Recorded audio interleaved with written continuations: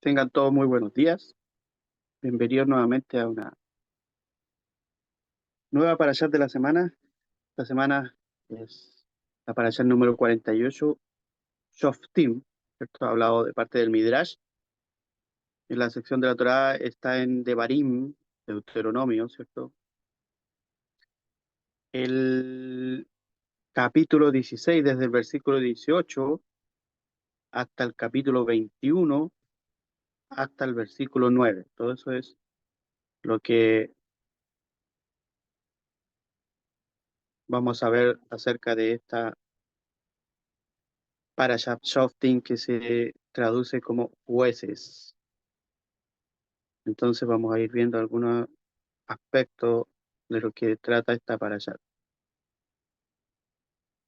Jueces y magistrados, ¿cierto? Pondrás para ti, es la traducción ah, literal, como es al español, en hebreo al español, como aludiendo que es algo personal. O sea, si bien están en ese tiempo ya eh, designando las tareas, la ley y todo esto para hacer la nueva nación que iban a tener, se suponía que podría haber dicho pondrán para ustedes, o sea, para todo el pueblo. Pero aquí Dios esconde este código que pone, dice para ti, en todas tus ciudades que Dios, tu, o Hashem, tu Elohim, te da en tus tribus, los cuales juzgarán al pueblo con un juicio justo. La, la Torá dice así: deberás asignar jueces y policías en todas tus ciudades que Hashem tu Elohim te da para tus tribus. Ellos administrarán con rectitud la justicia del pueblo. Es, es una para allá como muy rara para nosotros porque cuando dice She, Shearajá, Sherejá, tus ciudades, ¿cierto? Literalmente significa tus portales. Es como que es como la migración en todos los países hay, en los pasos fronterizos, ponen policía, ¿cierto? Es como la entrada de las ciudades. En esos tiempos, la entrada de Jerusalén y todas esas ciudades eran puertas, eran portones literalmente. Y ponían policías, pero es raro que en una ciudad pongan jueces, o sea, en la entrada de una ciudad, o sea, un tribunal en la entrada, algo como mm, siempre hay tribunales, pero no en las entradas. Yo hablo en aspectos generales de hoy en día. Eh, si usted va a ser juzgado por algo, siempre va a ir a un tribunal que está, no sé, en el centro de la ciudad, en parte específica, pero no en la frontera. En la frontera sí hay policía, hay personas que revisan lo que tú traes, cómo entra, qué tipo de persona entra al país o a una nación, ¿cierto? Pero no jueces. Entonces aquí es como bien controversial. Cualquiera que lo lee sin saber de espiritualidad no lo va a comprender y lo va a hallar que es algo falso, algo que no tiene nada que ver. Entonces esto va más allá. Eh, Jueces y magistrados pondrás para ti en todas tus ciudades o en tus tribus, ¿cierto? Eh, Está escrito, ¿cierto?, sobre una persona en Proverbios 29, versículo 4 dice, mediante el juicio el rey establece la tierra. Esto hace referencia al estudio de Alajot, de Alajá, ¿cierto? Las leyes y los decretos de la Torá, que permiten que la persona se transforme en un gobernante o en una autoridad. O sea, no quiere decir que la tribu, todos sean gobernantes y todos sean autoridad, ¿cierto? Pero si lo vemos a modo personal, cada uno tenemos que ser así. O sea, en otra instancia se explica que portales representan los preceptos, ¿cierto? Las portales a través de los cuales uno debe percibir la divinidad. Es más alusivo cuando se habla personal. Por eso mucha gente que dice, no, es que esas leyes son para los levitas, el pueblo de Israel y ustedes, nosotros quedamos fuera de eso. Ustedes tienen las leyes no ágidas, dicen algunos. Ustedes son no ágidas. Esas leyes las que les... Pero todo este tipo de leyes que están aquí contenidas es para un alma, es para algo personal. Así jueces y magistrados hace referencia a los hombres en general, no está diciendo un pueblo, ni está diciendo a los... Obviamente el que se transforma en pueblo es el que quiere seguir todo esto, se transforma en Israel, y ya sabemos el significado de lo que es Israel, ¿cierto? Hombres que son conocedores de Alajá, definen y hacen cumplir la ley a los demás. De esa manera ellos elevan los portales, el conocimiento de estos preceptos de esta mitzvot en sus tribus para todos, para todos. Entonces, jueces y magistrados, si nosotros ignoramos esta obligación de establecer este sistema de justicia en nuestra tierra, estoy hablando personal, en ese tiempo era para ellos, pero ahora tómela como para su tierra, para su hogar. Entonces Dios utiliza su propio sistema de justicia. Todas las cosas se vuelven sus mensajeros para ejecutar sus juicios, instalando un claro y duro temor en nosotros.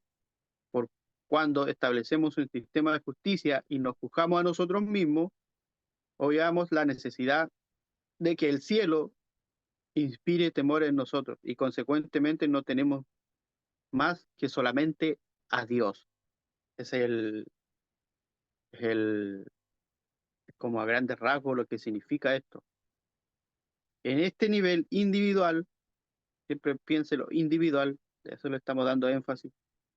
Como les digo, en ese tiempo era para establecerse en un lugar y usted mismo igual. Usted se está estableciendo como un alma adherida a Dios. Cada persona puede elevar constantemente su temor al cielo practicando el Ibodedut. Ya conocemos que los Ibodedut es esa oración personal, espontánea, solamente con usted y Hashem y Dios, ¿cierto? Esa oración que tenemos que tener a diario normalmente, aparte de los rezos que son conexiones eh, fijas, espirituales, ¿cierto? La hipodeduz es algo que viene dentro de ti, de parte de tu alma sincera, de tu alma transparente, de la forma como tú conversas con cualquier persona que amas, ¿cierto? Esa es durante esta conversación privada, ¿cierto?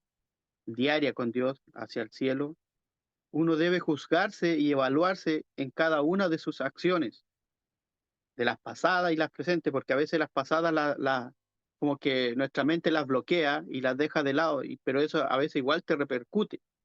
Entonces,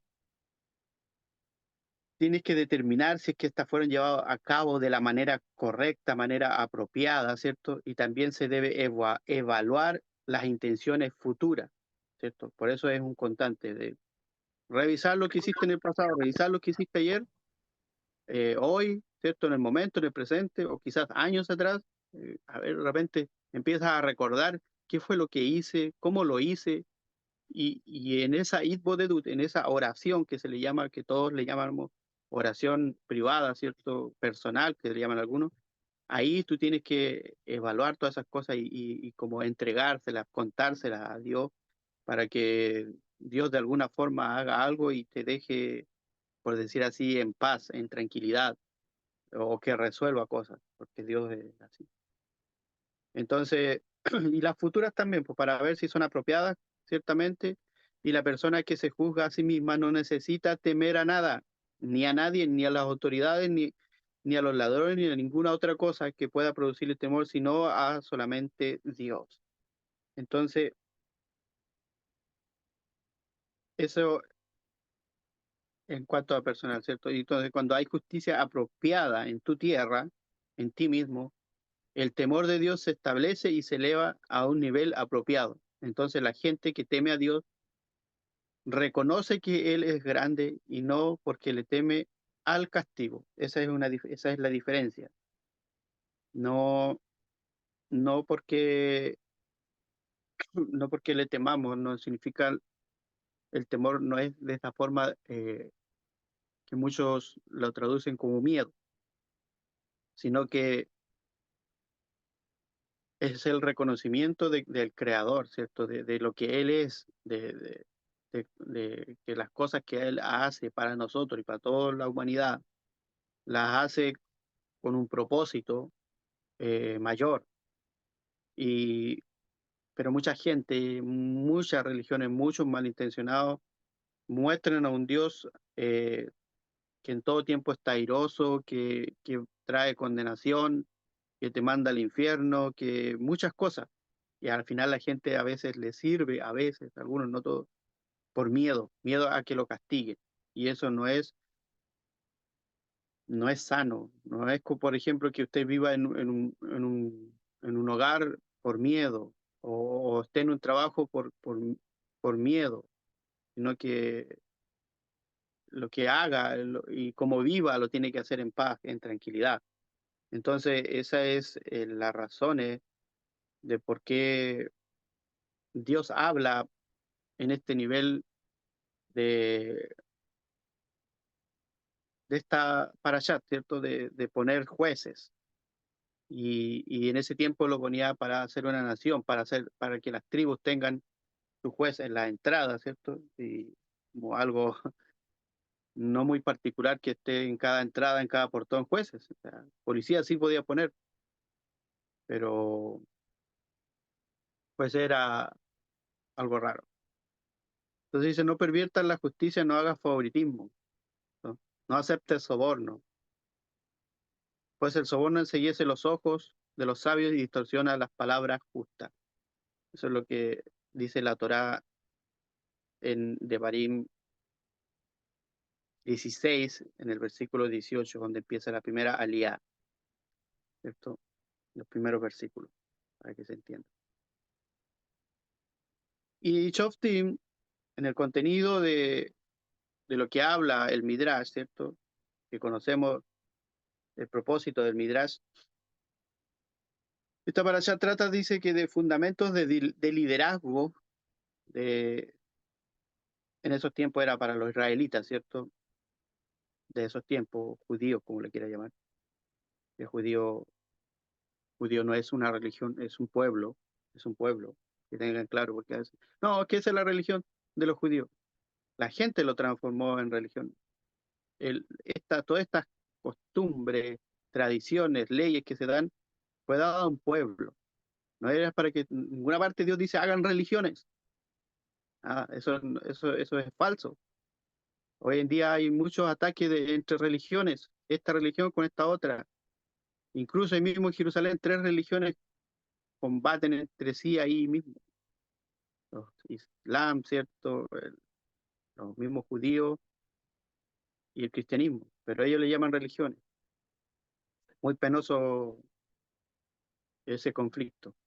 Entonces, dice que primeramente es el establecimiento de tribunales judíos y además un número de leyes relativas a jueces. También está la designación de un rey judío y diversas leyes relativas a la guerra que conduce el rey. Ojo con eso, Dios advirtió aquí que sobre un rey tenía que ser una persona que él elija y no el pueblo. Era como un requisito. Más adelante en la historia vamos a ver que eso no sucedió así con el primer rey que, que hubo en Israel, Saúl, ¿cierto? El pueblo lo eligió y solamente Dios es como que aceptó el propósito de ellos, pero con advertencias, y vemos lo que sucedió después. El rey que sí él levantó fue el rey David, y ese fue un rey próspero, obviamente con sus falencias, pero como todo. Pero era un rey conforme al corazón de Dios que él eligió. Entonces después dice, en rasgo general, en toda esta parashat, finaliza con la mitzvah de la ternera a la cual se le rompe el cuello e involucra tanto a jueces como a sacerdotes. Eso es como en resumen de lo que habla todo esto. Entonces, establecer tribunales en cada ciudad en la tierra de Israel, Moisés explicó, es obligación del gran Sanedrín, ¿cierto? Vamos a ver lo que es un Sanedrín, Asegurar que funcione una corte judicial en cada ciudad de la tierra de Israel, como en las ciudades fuera de la tierra donde residas. En el tiempo del templo, ¿cierto? Cuando funcionaba en la tierra prometida, el siguiente sistema judicial. Cualquier pueblo con menos de 120 residentes tenía un Beit Din, que significa una corte judicial de 3 jueces. Estos jueces tenían competencia para decidir sobre disputas financieras, pero no sobre casos relativos a la vida y a la muerte. Era todo ordenado, cada ministerio, por decir hoy en día, cada ministerio tenía su propósito. Todos los pueblos con por lo menos 120 residentes tenían un pequeño Sanedrín, es decir, una corte compuesta por 23 jueces con poderes para dictaminar veredictos capitales, o sea, de muerte. En el área del monte del templo había 3 cortes judiciales. Aquí vamos a ver. Un Beit Din de 23 jueces a la entrada del monte del templo. 2. Un Beit Din de 23 jueces a la entrada de la antesala del Beit Hamidash, o sea, del templo. Y 3. El Gran Sanedrín, integrado por 71 jueces, incluyendo un presidente, quienes se reunían diariamente en una sala del templo. Los jueces eran apoyados por policías, quienes ejecutaban las decisiones de los jueces. Un candidato al puesto del juez era evaluado en profundidad en 3 áreas. Estos eran los requisitos. Que tenía que tener primero conocimiento de Torah, conocimiento de la palabra de Dios. Ojo, esto era en el pueblo de Israel. Hoy día usted tome todo esto para sí. ¿Qué más tenía que tener? Inteligencia y capacidad para juzgar.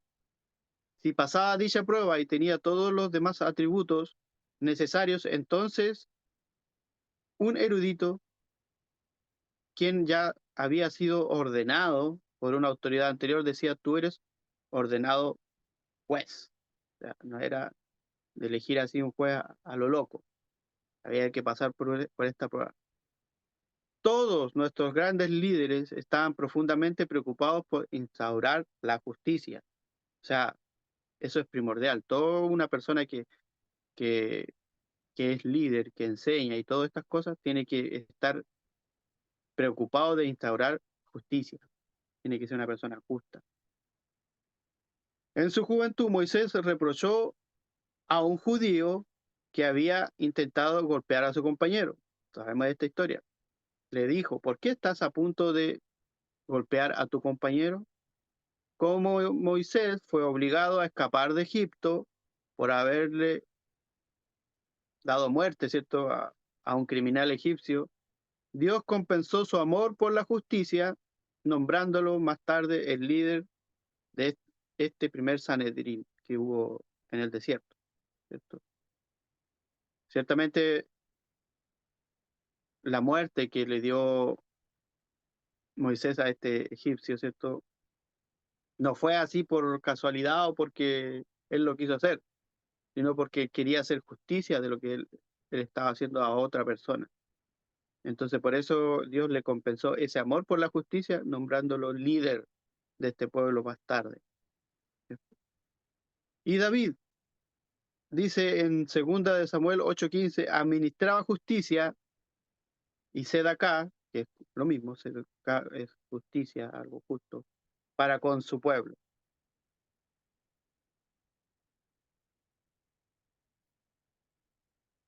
David era el líder del Sanedrín y su general Joab, que traducido en la Biblia le llaman Joab, ¿cierto? Pero la J no existe en el idioma hebreo, sino que es una yud, Joab. Era el jefe de la policía, era como su general del ejército, el de los valientes, como le llaman la Biblia, quien ponía en vigor las decisiones de la corte de David, era el que ejecutaba, ¿cierto? ¿Qué implica el versículo cuando dice que David hacía sedacá, así como justicia? Según una opinión, cuando un veredicto implicaba la imposición de una multa a un pobre, David ordenaba: reembolsale de mis fondos personales. Así David distribuía caridad al pobre que había perdido su causa ante la corte de David. O sea, cuando iban dos personas o iban a juicio, el que ganaba, ¿cierto? Y era más o menos bien puesto, ganaba el juicio, pero el pobre no quedaba desolado. O sea, de las mismas pertenencias del mismo rey, David en este caso, él le proveía para, para que no quedara desamparado. Era algo maravilloso. O sea, al final nadie perdía. Y eso para Dios es hacer justicia. Cualquiera persona lo vería injusto, pero Dios es justo. Y en este caso David seguía los preceptos y las ordenanzas de Dios. Por eso decía que era conforme al corazón de Dios. Sin embargo, dice, David tenía miedo que los hombres deshonestos sacaran ventaja de su generosidad y por ello siempre rezaba y decía, he obrado con justicia. Eso está en el Salmo 119, 121, si usted lo quiere buscar, Tehilim. He obrado con justicia y rectitud. No me dejes a merced de mis opresores. Dios, no permitas que dos partes disputen en un juicio, a fin de dividir el dinero que remito a los pobres. Era una relación maravillosa. Él siempre estaba preocupado y amaba la justicia, porque él decía, tu ley, tu Torah es justicia, es justa. Entonces, otro caso dice, después que el rey Josafat, ¿cierto? Jehosafat en hebreo, había fortalecido su reino, se concentró en establecer la justicia. ¿Cierto? Este fue un rey muy minucioso, por decir así, muy estricto. El primero fortaleció su reino, hizo armamento, dice que habían armas que nadie había hecho, él las inventó y cosas así. Se fortaleció primeramente y después que ya estaba listo para eso, se concentró solamente en establecer la justicia. Y entonces dice que designó jueces en todas sus ciudades, las ciudades fortificadas, ¿cierto? Con murallas de Judá, ¿cierto? Ciudad por ciudad, y en la tierra, y le dijo a los jueces, considerad lo que hacéis, porque no juzgáis por parte de un hombre, sino por parte de Dios. Ojo con esto, no es el juicio de nosotros, es el juicio que viene de Dios. ¿Quién está con vosotros cuando impartáis justicia y sabe cuando tu intención es juzgar fielmente o traicionar a la justicia? Sea el temor de Dios sobre vosotros. Tened cuidado cuando impartáis justicia. O con esto, porque no hay iniquidad en nuestro Dios, ni aceptación de personas, ni admisión de cohechos. Soborno, cohechos. Un juez deberá imaginar que una espada está suspendida sobre él y el Geinom, el que se le traduce como infierno, está bajo él. Si su intención es la de juzgar fielmente, se salva de ambos. Si no, es castigado por ambos. Una de dos. Entonces, por eso es importante que nosotros cuando tengamos situaciones de conflicto entre nosotros con demás personas, o cuando vengan personas y estén en conflicto entre ellos, nosotros, y confíen en nuestro juicio, en nuestra justicia, seamos leales, seamos fieles en ser justos para con ambas partes, dependiendo de la gravedad de las cosas, porque a veces no puede ser justo con una persona que es injusta. Estamos claros en eso. Muchas veces los jueces o los tribunales de justicia de esta tierra pasan por alto esto, aceptan soborno, muchas cosas, eh, y así. Entonces, no, ya no pasaría a ser justo. Por eso muchas veces dan más noticias a veces los jueces que los delincuentes o los que están siendo juzgados. ¿Por qué? Por este hecho. Se ha encontrado siempre, muchas veces en las naciones, que los que deberían ser autoridad, las policías, el ejército, los jueces, son los que más roban, y eso es algo terrible. ¿Por qué? Porque caen en esto.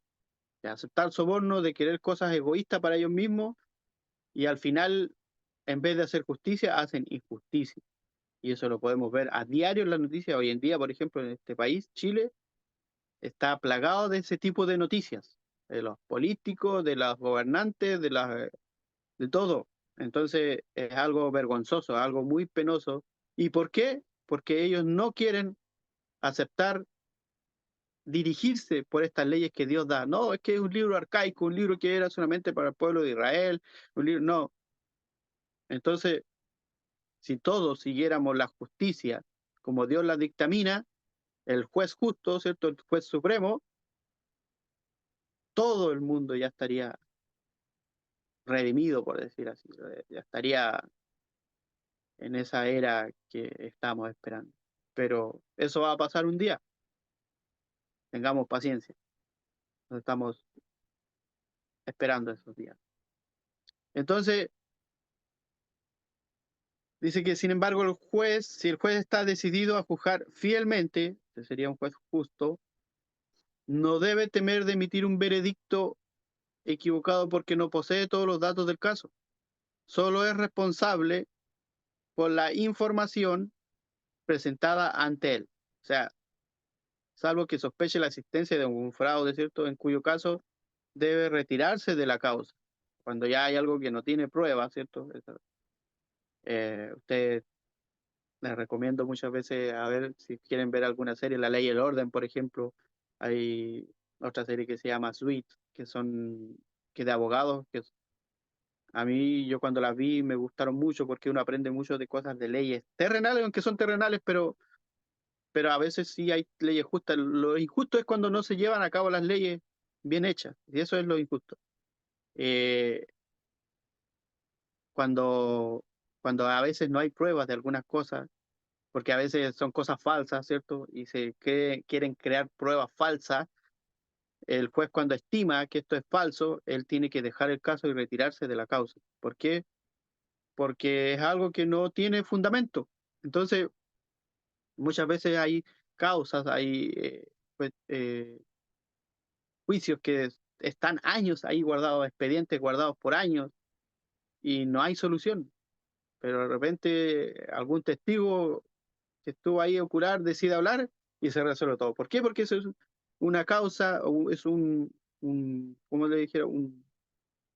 Una prueba que sí es verdadera, fehaciente, y eso es lo que soluciona todo lo demás. Entonces, en todos estos casos, nosotros no somos un tribunal otorgado por la ley, por un gobierno, pero hablemos de nosotros mismos, hablemos de las causas que tenemos nosotros mismos con nuestra espiritualidad, con nuestro entorno, con nuestro hogar, cosas que se pueden resolver entre familias, entre hermanos, entre compañeros, situaciones de nosotros, situaciones espirituales igual. Entonces, de eso todo, tien- nosotros tenemos que atribuirnos todas estas cosas a nosotros mismos, a nivel de alma, a nivel personal.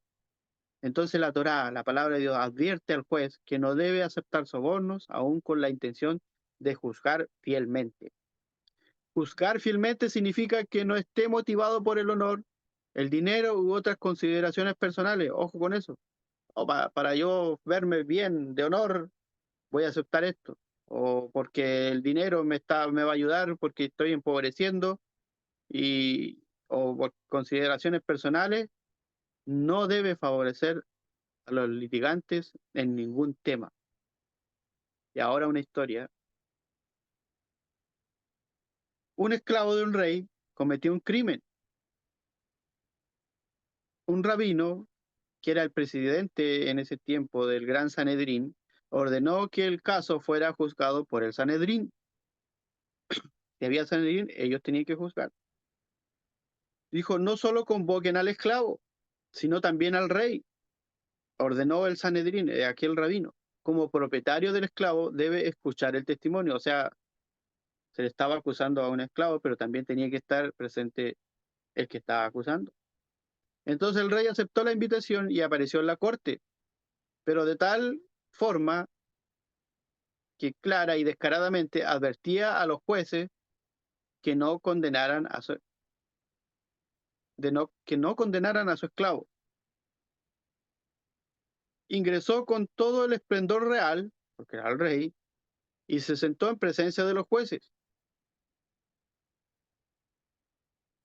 El rabí a cargo del Sanedrín le dijo: ponte de pie al rey y escucha el testimonio de pie. No estás parado ante nosotros, sino ante él, quien creó el universo. En ese tiempo él era un testigo o un enjuiciado que ya no era el rey. Cuando está el Sanedrín enfrente, el rey ya no tiene autoridad contra el Sanedrín. Ojo con eso. Es como cuando hablaba un profeta. El profeta hablaba de parte de Dios. Un rey, aunque fuese rey y que estaba por encima del profeta en cuanto a autoridad, ¿cierto? Cuando un profeta era un hombre normal, ¿cierto? Pero cuando el profeta hablaba por parte de Dios, eso se invertía. ¿Por qué? Porque estaba hablando por parte de Dios.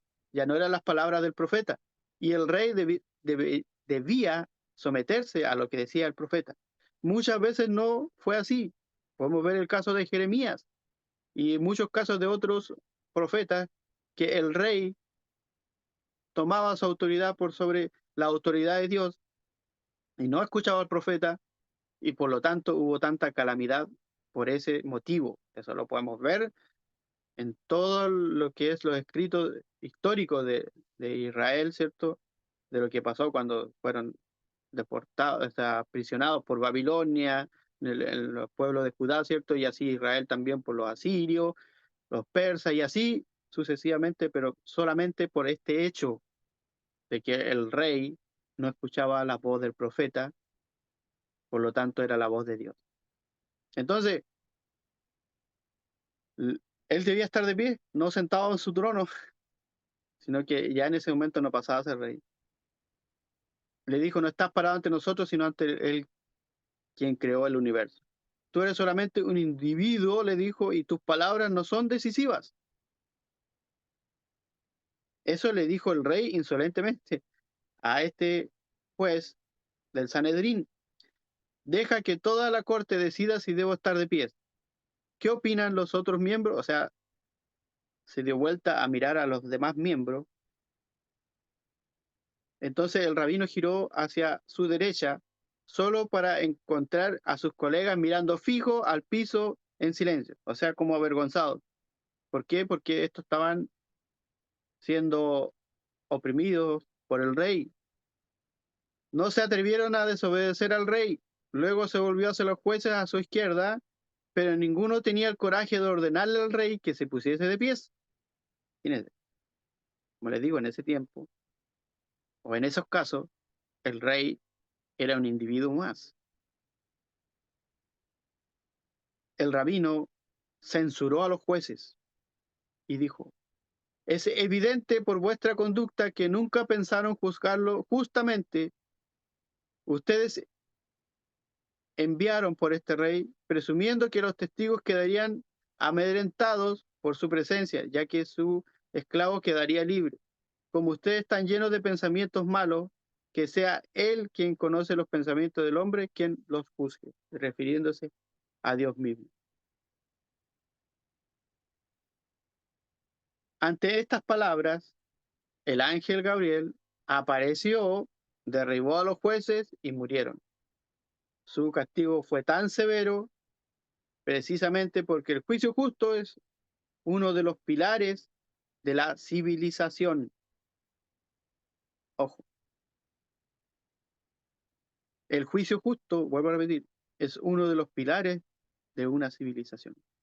O sea, cuando usted hace justicia, ¿cierto? Aunque usted tema por su vida, pero usted está siendo fiel a Dios. Muchas de las personas que podemos ver a través de toda la Tanaj perdieron sus vidas, dieron sus vidas por hacer las cosas correctamente.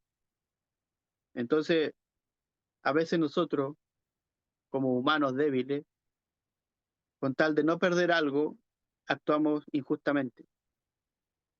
Entonces, en eso hay que tener cuidado, de no torcer el derecho, no hacer acepción de personas, ni administrar cohecho, no aceptar soborno, porque dice claramente que el soborno ciega los ojos incluso de los sabios y pervierte las palabras de los justos. El soborno ciega los ojos de los sabios.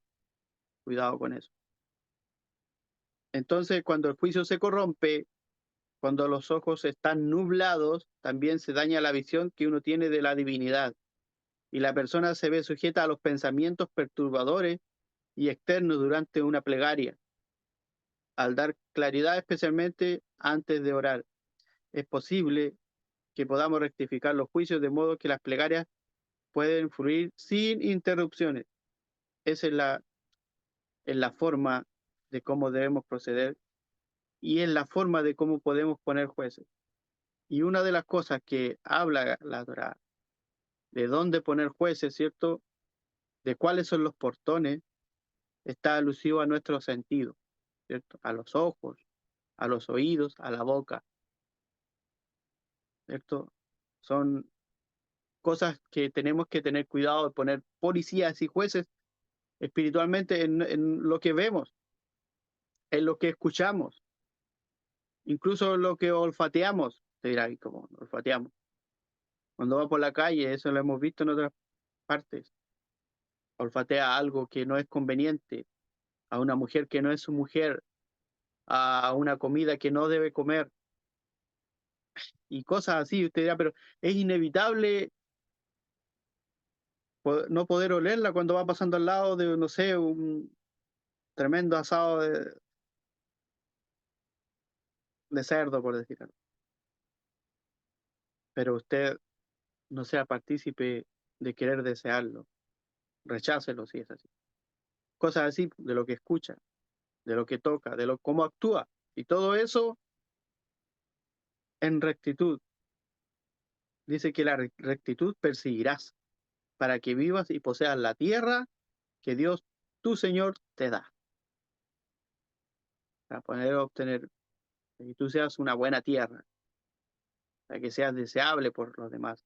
Pero en el caso de justicia, debes perseguir la rectitud. Y eso es lo que nos enseña el Midrash el día de hoy, Dios mismo, ¿cierto? Con este tipo de elevación del Midrash, ¿cierto? De forma de contar esta historia, de que no porque tú seas el líder de algo o seas un poco más o tengas un poco más de conocimiento, no vas a pasar por el filtro de Dios. También estamos propensos a todo esto. Y con mayor razón, porque Dios nos ha dado el de poder enseñar esto y tiene que ser más eficaz que a lo mejor los que aún no conocen. Y nuestra misión, nuestro propósito es enseñar a los demás para que también puedan hacerlo. Así que doy gracias a Shem por esta enseñanza. Si hay alguien que le quedó, que quiera dar algún aporte, que tenga alguna pregunta, ahí estamos.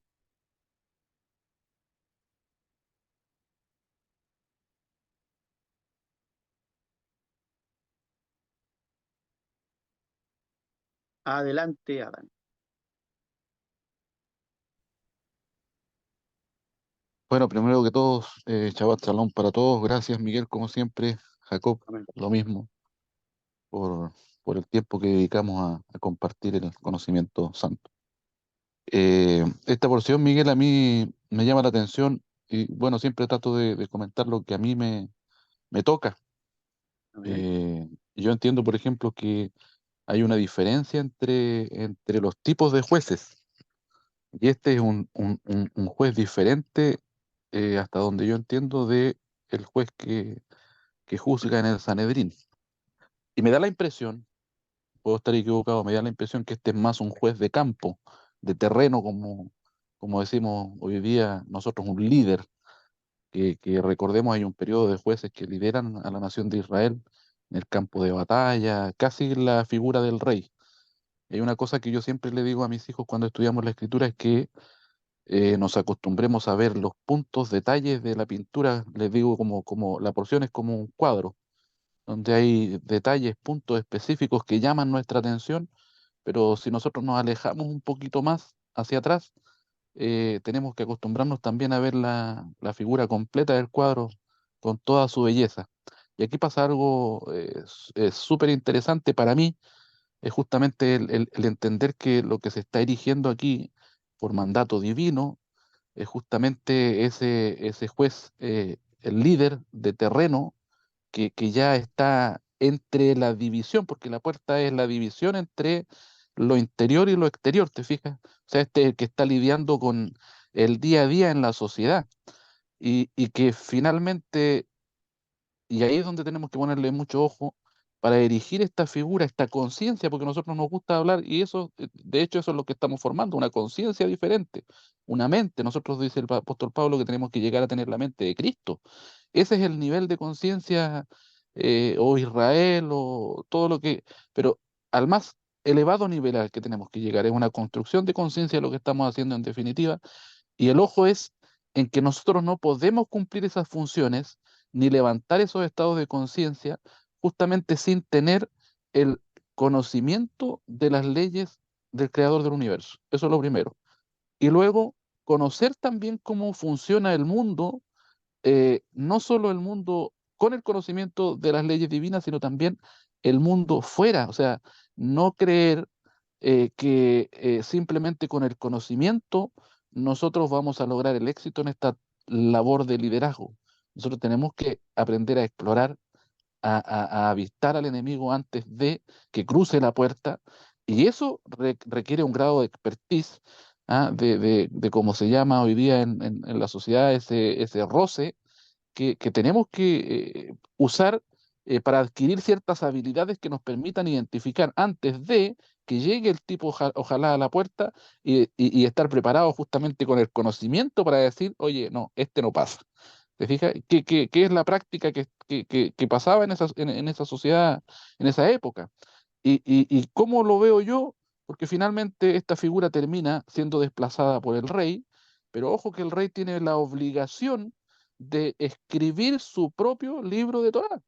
¿Te fijas? O sea, nunca deja de lado las leyes espirituales, y la figura final que aparece ahí en esta porción es justamente el sumo sacerdote. Te fijas en las ciudades de refugio, y así es como yo veo este ir erigiendo una conciencia hasta pasa por el juez, sigue con el rey y finalmente termina en el sumo sacerdote, que finalmente es la gran conciencia que todos tenemos que llegar a adquirir en algún momento determinado de nuestra vida. Así que para mí eso es sumamente importante. El otro detalle es que el cohecho nosotros normalmente lo asociamos solamente a billetes, a la coima, como decimos aquí en Chile, pero va mucho más allá. Si uno mira, por ejemplo, las historias de los jueces, vemos a Sansón, que finalmente el final que tuvo, el término de vida, por un tipo de cohecho diferente al dinero que recibió, porque lo que él hizo atentó contra lo realmente importante de su figura, po, ¿te fijas? O sea, recibió un cohecho, un botín muy diferente a lo que nosotros imaginamos como cohecho en términos monetarios. Él decidió vender, por llamarle de alguna manera, su primogenitura por una mujer que justamente era proveniente de más allá de las puertas de su fortaleza. Así que para mí, Miguel, esa es la gran lección, y como siempre me gusta tratar de compartir porque creo que tenemos que, así como me gusta a mí observar los comentarios de ustedes, inclusive de mis hijos, de hay personas que a veces ni leen la escritura, pero tienen una visión diferente, que todos nos aportan algo. De la misma manera a mí me gusta compartir lo que a mí me impacta en cada porción. Eso, Miguel, muchas gracias, bendiciones para todos, para Jacobo y para ti especialmente. Bendiciones. Amén. Y tenemos el mismo sentimiento, yo creo, porque a mí igual me gusta que otros demás hablen y den sus puntos de vista, porque todos aportamos. Como dijiste, lo de Sansón es igual, es claro, es muy importante porque todo lo que él hizo y su ticún al final fue perder sus ojos, así que, y en ese momento pidió la ayuda de Dios y Dios se la otorgó, sin ojos, pero él rectificó lo que había hecho. Entonces, gracias por ese aporte, Adán, muy bueno, buenísimo lo que acaba de decir. Y claro, es así. En eso se basa esta parasha. ¿Alguien más?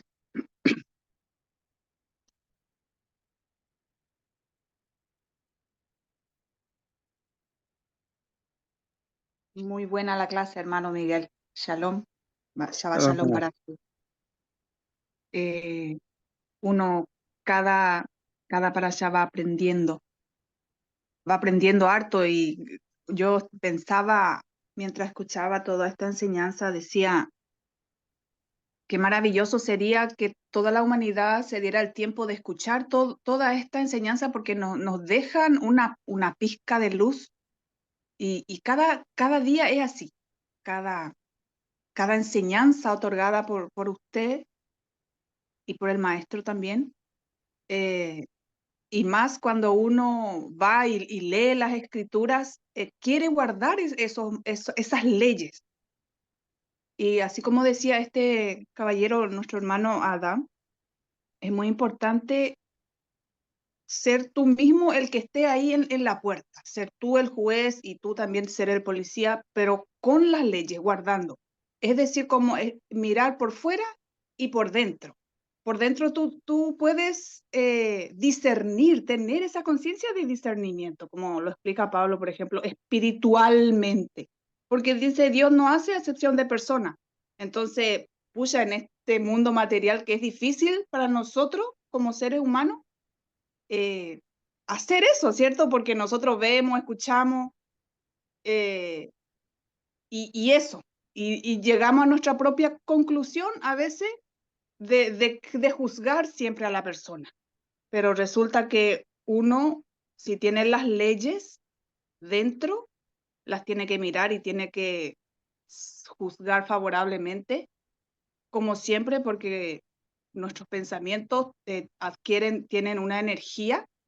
Si tú juzgas positivamente a aquel que está errado de camino, tener la fe, la confianza, dejarlo todo en manos de Hashem y que Él haga en él, es como compartirle de esa tu energía que tú tienes, de juzgar bien al prójimo, de reconocer que está en un camino equivocado, porque uno si está en un buen camino como en el camino del rey, no, ya puede discernir el pensamiento. Entonces, esta para allá, esta enseñanza es muy buena, de hecho la voy a volver a escuchar porque me gustó mucho esa historia igual. Así que Baruch Hashem, hermano Miguel, y muchas gracias y bendiciones para todos. Amén. Gracias a usted, pastora, por esos comentarios también y de la forma como lo comprenden, porque es la intención de la clase, de que haya una comprensión. Muchas veces tenemos clase o podemos, a veces no ponemos interés nosotros mismos y no entendemos. Lo importante es que nosotros mismos vayamos con la intención de entender y de comprender esta clase, porque si no sería un- una pérdida de tiempo, sino que cuando comprendemos lo que se trata la parasha, eso a nosotros nos edifica. Y esta parasha es muy importante porque es algo que todos debemos tener, es de poner ese juez en nuestra vida, cada uno con su juez, su policía.